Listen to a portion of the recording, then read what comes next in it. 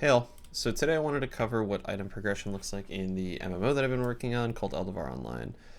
So I guess just to start off, there's the standard tier of items. So there's gray, white, green, blue, epic, or purple. And the way that it's going to work is green gear is mainly going to be found in the open world and crafted.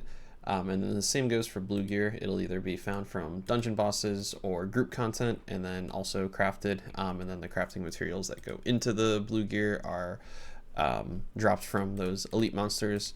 The crafting materials that go into the green gear are dropped from regular monsters around the open world, and then also bosses and whatnot.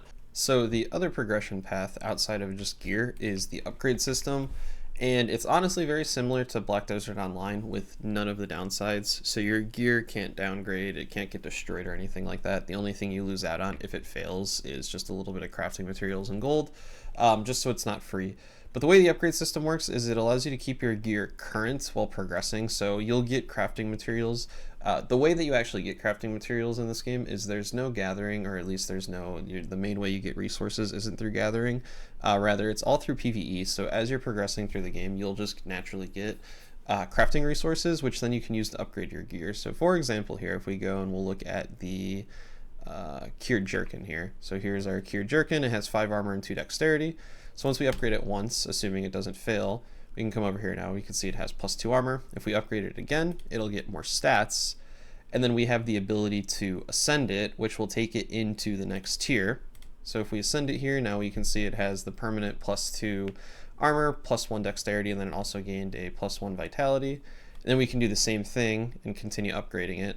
So the thing is here, the first upgrade in the second tier still uses the old resources, at least for this item specifically. However, once we upgrade it again, it requires the resources for the next tier. So we can't just bring this over using the old crafting resources. Now we need resources that are found in later tiers, and this applies for weapons, armor, everything can be upgraded. So the idea here is twofold. One is there's no transmog system, and that's because if you like the way your gear looks, you can take it all the way to essentially the highest gear, or the highest tier rather. So this can never be end game gear, like this won't turn into an end game set item, but you can eventually bring it up to like an end game green item, or what the stats would be. It's not cheap, and it's honestly probably going to end up being more expensive than owning the item in general, or owning the same item of that similar tier without having it upgraded. But the benefit is if you like the way the armor looks, it gives you something to look towards, and you can actually use your transmogged armor if you put in the effort to grind for it. So next I'm going to show the cave here. So the cave is still a little bit of work in progress. I only have the block out on my local. The level designer is still working on it, so I'll show some screenshots of what he's been working on. But the philosophy of the cave is this is kind of twofold. So the area that I'm in right now, these are the lower level dwarf miners, and these are just meant to be kind of the solo or the questing level mobs in here. So there's going to be a couple of quests. I don't know if I'll be able to see it on. Yep, I can see it. So there's hidden items in the cave that you can pick up, and these will start quests. If I can find it in my inventory, lost satchel here. So yeah, that's an example of a quest. These will eventually have associated kill quests with them. There's going to be your standard gathering quests in here. This is just to get players introduced to the cave. However, if we travel up a little bit more north here, what we'll end up seeing are elite monsters, and these elite monsters, their intent is to be group ground. Group ground, but to be killed with a group. My idea here, and the way that loot works in this game, is anyone can tag anything and get participation for it. So you don't need to be in like a group with players to actually kill these. So my hopes are people will come here and naturally form groups and kill these together. But just to give an example of what they look like, they have small group mechanics. It's nothing super complicated. So you have to dodge stuff that comes up on the ground. There are unhealable or undodgeable damage that happens to kind of encourage having a healer, or at least paying attention to your own health. They're just simple, kind of made to have you're supposed to have a group with you while you're fighting here. And then also there is a dwarf boss, which should be up here.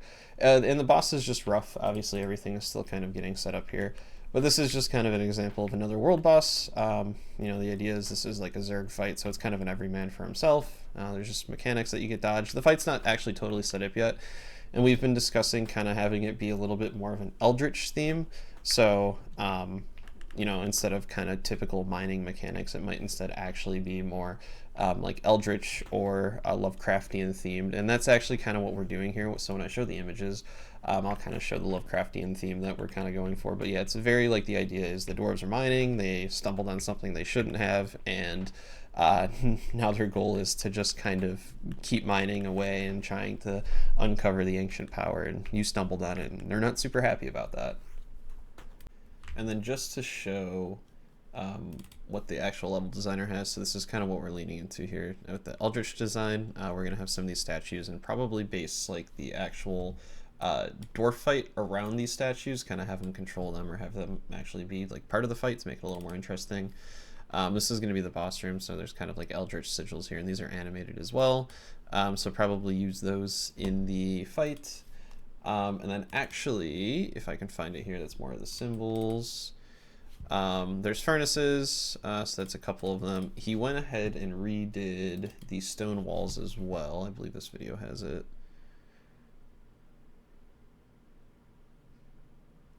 This is just showing actually the animations on the furnaces.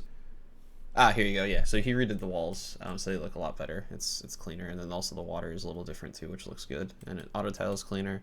So yeah, that is kind of where the cave is at. But yeah, just a quick update on some of the things I've been working on. Also did a big rebalance and slight redesign of all the classes, so I'm going to start doing shorts here covering kind of all of the classes and the specs associated with them. And what role they fit. But yeah, looking to start playtesting soon. I also set the Discord up, so if you have any interest in joining the Discord or kind of getting ready for the playtest when that's ready to go, definitely let me know if you're interested, and I will gladly get you added to the playtest when it's started. Thank you for watching. I appreciate it, and I will see you in the next one.